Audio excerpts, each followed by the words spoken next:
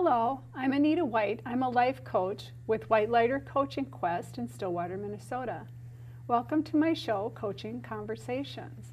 The focus of the show is to have a light conversation about how we find our divine purpose by living life with intention. And I've asked today a guest to talk about what maybe their divine purpose is and how they live with their life with intention. And I want to welcome Sutter Mienke. Thank you. Thank you for having me. So Sutter, I just want to start the conversation. Tell me a little bit about you and what your life is like. Well, currently I am a Century College student. Century College is just over in White Bear Lake. It's about 15 minutes away. It's not too bad of a hike. I commute there a few times a week for classes, and I do a bunch of homework there. And I'm getting my generals done to hopefully eventually become a teacher. Okay. Of some sort. Is there a specific topic you like to teach in, or?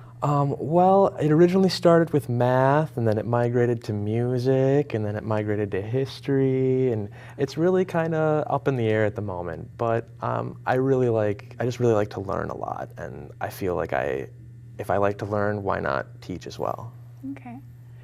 Do you have a topic or a particular challenge you want to talk with me today about? Or? Well. Recently, my family has undergone some unfortunate heartbreak. My father passed away a few months ago, and it's been kind of tough. But we're struggling through, and we're getting by. And it's hard, but it's not something we can't handle. It's just tough. It's just really tough, and that having that weight on our shoulders. Of okay, well now what do we do? I miss my dad. My mom misses her husband. She was married to him for 40 years, and that's a long time, incredibly long time. So tell me a little bit about your dad and what your relationship was like. My dad was a very special man. He was a very unique man. He was a Vietnam War veteran in the Air Force. He was drafted back in 1969, I think, is when he got forced to go. He spent a lot of time in Taiwan and some in Korea and in Vietnam. But he had to come home. He had family to take care of. He was the eldest of 6, which is a lot. His youngest sibling is 20 years younger than him. Oh my gosh! And so that's a big gap. So he had to pretty much be dad. He was really close. He lost his mother when he was roughly my age, so he had to step up and take care of some family and pay some bills as well. So it's a little similar, like father, like son, a little bit. But he was a great man. He fought for his country, and he was proud to do it. Not something he wanted to do, but proud to do it. He lived here in Stillwater for almost 35, 40 years, really long time. And he fought to make this town better than it was when he got here. He served time on the planning commission while he was here. Not a lot, but he did his help. He's done a lot for this town. He spent a lot of time at Stillwater American Legion, volunteering there, countless hours of Sunday mornings, doing Sunday pancake breakfast.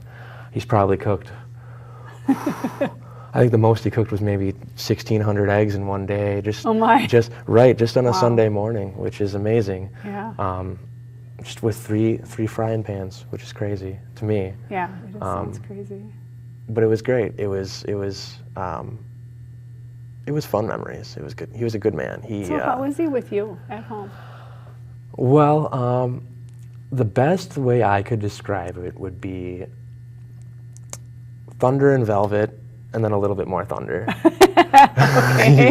He had his moments where he was the dad, and he had to put his foot down, and he was the man of the house, and he said, if you're going to do that, then you're going to get in trouble. So you better use your wits, keep your wits about yourself. But he was also times where he wasn't afraid to show his sensitive side, and he did get intimate with his family and go on vacations and stuff like that. And he had a lot of fun with us. He encouraged his kids to do whatever they wanted, whatever would make them happy, even if it didn't make him happy. And so he was a great dad. Thunder and velvet is really the best good. the best I way. can't say I've heard those two words together, but I get it. It's thunder and velvet. Yeah. So what's going on at home for you? Well, it's life. Just going through the daily routine. It feels like it's becoming too much of a routine. I feel like I need to breathe a little bit. I feel like the air is just becoming so polluted that I need to get out a little bit, even if it's for a day or 2 hours. So be it. So with your working and going to school, where is the playtime? Where is the playtime? You're right. Where is the playtime? I want to have playtime. I have plans for playtime, but it's always so far out that it falls apart, or too close that it gets kind of thrown up in the air, and it doesn't really make everyone happy. And that's kind of what I want to make everyone happy. I don't want to just be selfish, because that's not who I am. That's not who I want to be. But what about scheduling playtime just for you, though, and not trying to coordinate a whole bunch of playtime for everybody else? Or maybe having playtime just as a plan B, so when something does fall apart, you have a plan B that's just as good as plan A. You know what? Maybe that's my biggest problem, is I never had a plan B. I think I did have a plan B, but plan B was probably the same as plan A, so it didn't work out too well. But you're right. I should probably think about what's best for me. Well, what kind of things do you want to do? What's the best outcome of having playtime? I mean, what do you see? Well, let's see. I guess I'd have to define playtime for me then. Playtime for me would probably be something like, for example, later this month, me and a couple friends are taking a little bit of a day trip to Duluth. Okay. And that's we're taking the time off of work to just go out, get out of Stillwater, get out of the everyday environment, and have a little bit of fun, have a little bit of playtime. And that's something that I really need a lot more of. To the point where I go to school every day and I work every day. The last time I went on vacation or did anything fun like that was a little bit over a year ago, but before that it was probably 10 years. Wow. Honestly. So what about making it even smaller than that and finding some time just to play for 15 minutes in a day? You know, because I think of playtime minutes like some humor, or some silly time, or hobby. Sure. You know, absolutely. something that has nothing to do with the regiment and is outside of kind of the pressure of being at home. But having an escape. I mean, I know that, going down to the river and going into the caves or something like that. That's a good example. You know, where it's like, oh, I've got half hour, I know where I can go. To have, a couple of 2 or 3 places you can go and do something on a moment's notice, and that you have that in your hip pocket. So you're ready for playtime. That's a great idea. Something I like to, that calms me down, is my escape, or at least I would call it my escape, would be, I like to play the piano. I'm not very good. I don't know a lot of songs or anything, and I've pretty much taught myself most of what I know. But it helps me relax. It helps me breathe. It helps me just be myself for 5 minutes, 15 minutes at a time, wherever it is. But I don't ever have a place to play. That's my issue. Oh, you need to find somewhere with a piano? I have a piano, but it's at home, and I like to respect my mother and my sister's wishes and kind of keep it a calm and quiet environment for them right now. Again, trying not to be selfish. So do you think they like hearing you play? My sister it bugs her. Okay. I know it bugs her a little bit. But most of me playing isn't really me playing a good song. It's me just kind of bashing on the keyboard. Just trying to learn something for myself. Even if I have to pull like the Beatles and like come out with my own random song that doesn't make any sense. That's like if it's cool to me, it's cool to me. But I like to make it so that she can still get what she needs to get done. Sure. And still enjoy herself. So if I'm sitting there banging on the piano, she can't really take her hour-long break from work and have some lunch and be calm. And you're thinking about what she's thinking about. Right. You're not thinking about just being in the moment. You're Right. still got that worry about what she's thinking, if it's pleasing or not pleasing. So what about other resources? You said music at school. Maybe there's some piano in the music department that you could pick off. There's actually like a little section full of like instrumental private lesson rooms. Each one has a piano in it, I think. Each one I've been in has a piano, and I do go there and I just play a little bit, but you have to be a music student to use them, so I don't tell anybody I've been using them. But I try to do that. I don't want to get in people's way though, because people sign up to use them, and I don't want to be doing something I shouldn't be doing when someone else should be doing it. And I try not to think about me, but it's this point where I'm a little bit worried about me. Right, I hear that. Where everyone else's opinion or feelings are coming before your own. So how do you feel about that word codependent? Codependent. That is, I haven't heard that word in a while. So that's. I'm very codependent. Yeah. I'm very codependent. If I were to be in a relationship, I would probably throw myself in it and give it my best, whether or not that's what I should do. But see, I don't know that that's wrong. I think that that's how we are in relationship, especially with significant others. But it's not at the cost of our own integrity, peace of mind, openness. So when we start shutting down in order to accommodate other people, that's when we're not in it. I never really thought about it that way. And when you're codependent, it is about trying to control everything and everybody in order for you to be comfortable. So it is kind of an illusion that it's all about them. But really, it's about trying to make sure that you do everything correctly and perfectly so everybody is happy so you can be comfortable. It really does come back to you being selfish. And right. And yet you didn't want to hear selfish. that. Awesome. You're supposed to be selfish. It's kind of that difference between centered or being centered on self. It's a play on words. So if you're self-centered, that means that you disregard everyone else and you just bowl them over. I don't think you could do that even if you wanted to, because you're so mindful and aware and awake about how other people are feeling. And I know that you're empathic. You sense and feel everything that's going on around you all the time. And now it's about time that you need to try and contain some of that for yourself. And I don't mean shut people off or shut people out, but be mindful about, okay, now what is it I need for myself right now to make me comfortable, and not make it about them. Because as soon as you make it about them, then you're not focused on you. Right. And that's how you get to be not so codependent, is by being focused on you. Okay. Isn't that strange? It is a little because strange. It's like I'm trying to be focused on them so they're all good. But Right. really I'm trying to control that so I'm comfortable. Does that have anything to do with that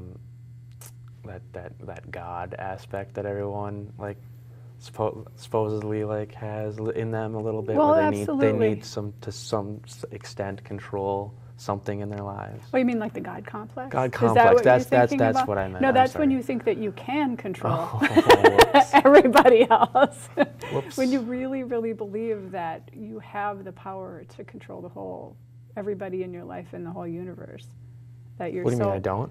Well, I'm kidding. that's I'm very kidding. good. Very I'm good. kidding. But I think that it's the same kind of thing, having a God-centeredness where you're coming from that place where you know you're at peace with how that is with you, what you think your divine purpose is or how you're supposed to be. I mean, who knows, maybe that God wants you to create some chaos in your family so people talk about what is going on instead of everybody walking around going, no, we just got to live with this now.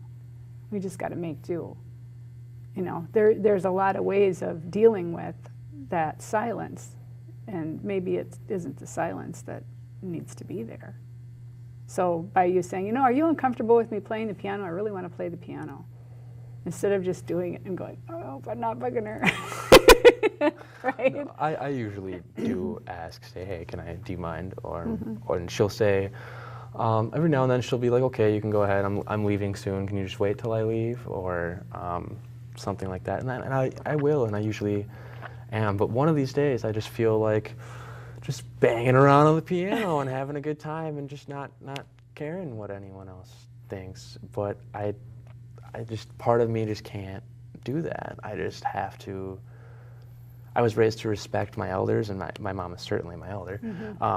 And my sister is also older than me, so I don't see a reason to be disrespectful to them or disrespect their wishes if it's just something that's going to just benefit only me.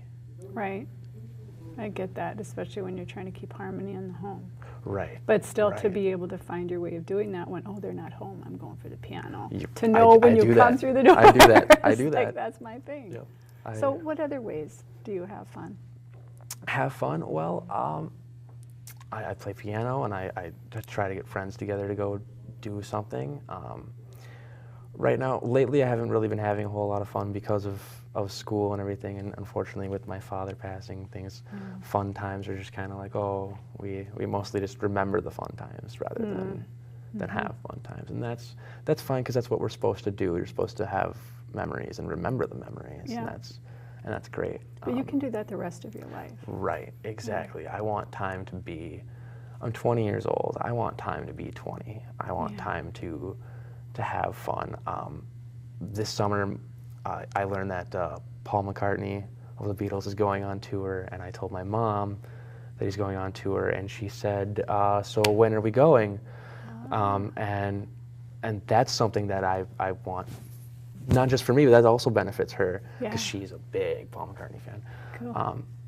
And so I want something like that to get out and to have fun and be myself, because that's something that I enjoy too. I'm a big Beatles fan as well, classic rock in general. I'm also going to a Tom Petty concert this summer, which is exciting.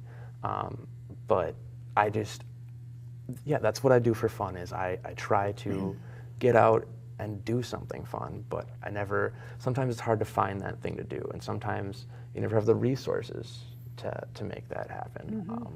A lot of my friends enjoy frisbee golf, disc golf, and I would love to go and play with them sometimes. Sometimes I have those days where I just don't want to go hiking through the woods looking for discs, but it's expensive. You got to buy those discs. If you lose them, that's on you. It's your disc. Right. You can't. It's kind of a bummer. Some things are expensive, and even though I'm working all the time, that doesn't mean that I have money. Right. I have got to pay bills and everything. I'm a tax-paying citizen too. Wow. So, I try to have fun, but sometimes it's just getting there. It's getting there. It's like a race. Yeah. Almost. It used to be easy. It used to be easy. I always said that life was easier when your clothes didn't match and girls had cooties. Life, that's what it is. I've never really heard a better expression for it. I'm sure there are. I'm sure there are plenty of them. I have a suggestion. I think that maybe you should find some clothes that don't match. Yeah. And go hang around at the mall and just go, oh my God, there's girls here. Gross. I should. You step into your 12-year-old body for a minute. I should. That'd be fun. Yeah. Maybe I should do that. Go and look at the wacko clothes and go through Spencer's Gifts. And Great. Great. That's a great idea. There's ways to have fun for free. It's just tough, especially in a town like Stillwater, which is, no offense to the town of Stillwater, but it's designed for people who are above the age of 21, not for teenagers. There are parks for people to go to, and those are designed for kids, and that's fine. That's what they should be. But there's no one between the ages of 15 and 20. What are you going to do in Stillwater? Head to the gazebo. Exactly. And hope there's somebody fun to hang out with, right? Exactly. Head down to the river and maybe stick your feet in the water for a while. And that's great, but you can't do that every day. Right. Sometimes you just need something new. And I'm just wondering and looking for what that is. I don't know. I have no idea really Well, what I'm looking for, I guess. But well, I think you're looking for relief from the feeling, the despair. yes. Absolutely. Absolutely. You know, and trying to find a way to lift yourself out of the grief. And I think sometimes people stay in the grief as long as they need to. And then some people are addicted to depression, so they stay there way longer than they need to. Absolutely. And it's kind of a weird balance to find the one that is for you. But for me, when I've been in those places, and I lost somebody once that was a significant other. Sure. And it hurt deeply for a long time. And I think it was probably a year and a half before I actually felt like I could have a conversation with another guy.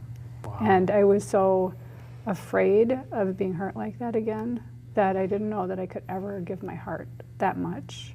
So I was always guarded.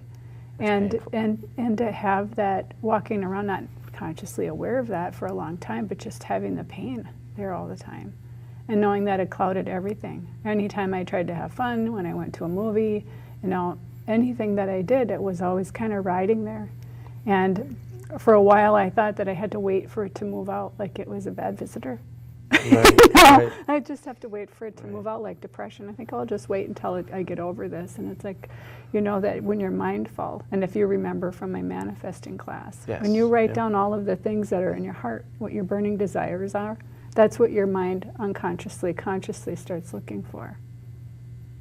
And you know those things that you tell yourself about not having things to do in Stillwater, well then there are other places you can go that you can have those. You're not limited by being here. It's just the quick and fun and easy things. And since you have your commute time between, you know, school and work, and between home and school and work, there's time for you to try and think of ways that you can have more enjoyment out of your life. And to do that self-talk so you're not always feeling like, God, I just wish that, you know, we could stop just acting like it's okay that Dad isn't here. Right. You know, that it's not okay, and we all realize that it's not okay. But let's do some more living. And how can you add fun? I mean, and sometimes it's reading license plates and coming up with stupid things that they mean, you know, right? Sure. Right? I mean, Sure. I like to count how many people are on cell phones sometimes. Oh, you it's know? scary. It's scary. I know. But to have some challenge for yourself to get out of your head and what you're thinking about, what you're ruminating on. Because a lot of times those thoughts are in there like 80% of the same thing as what was yesterday you were thinking about, you're thinking about today. So the challenge is getting new stuff in there. One of the funnest things that I did, I went on a trip with Lyle, my son Lyle, and we went out to California. Now that was fun in itself, but he was on a business call. And it was like, okay, how can I busy myself while he's on a business call for the next hour and a half? No, I thought it was going to be 10 minutes. So we went into Barnes & Noble. And one of the cool things that happened is there were a couple of training dogs that were, you know, buddies or whatever. They were in training. And so these trainers came through with their dogs to see and help them engage with other people. Wow. So I got to be part of their training by playing with them a little bit. That's awesome. But then I went into the sci-fi section of the bookstore. No, I don't usually go there. I go to self-help or some novel or, you know, psychology, something that's going to improve my brain capacity. Right. And I started pulling off the books about metaphysics, and not just the metaphysics about physics, but metaphysics and science in your brain, and how the universe is like similar. Meta-thinking and exactly, meta patterns and things like that. But it's still, I mean, it was still really head stuff. But then I ended up getting into the cartoons of that. So they were graphic novels. So there were people playing out things, which was really interesting. So that hour and a half, I was completely lost in that science, and it was really fun. And yeah, it was still feeding me, but I completely, whatever I was thinking about before I went in there, I had been brought into another dimension. So it was a different way. I mean, and I fell into that. I was sitting on the floor and he was walking around talking to whatever for an hour and a half, and I was just, oh, do we have to go now? Right.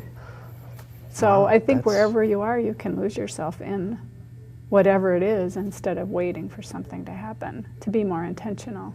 And that kind of brings us to our topic, I guess, is how do you find your divine purpose by living through intentions? What do you do intentionally every day? Well, intentionally every day, I suppose I live intentionally every day, honestly. I get up and I go to work and I go to school and I come home and I take care of my mom and my sister and I go to bed. That's my intentions are good. At least I think they're good. It's an interesting question. It's an interesting question. My intentions every day. What do I do intentionally every day? That's a hard question. We got to wrap up the show. Okay. We're already at that time. Wow. Anyway, I'm just going to close up the show, Sure. but I'll give you some more off camera. Great, thank you. Doing that. So I'm Anita White. I'm a life coach with WhiteLighter Coaching Quest. Thank you for watching my show, Coaching Conversations, and I particularly want to thank you, Sutter, for joining me today. I appreciate it. And I have one last thought for you today. No matter what you think you are always so much more than that.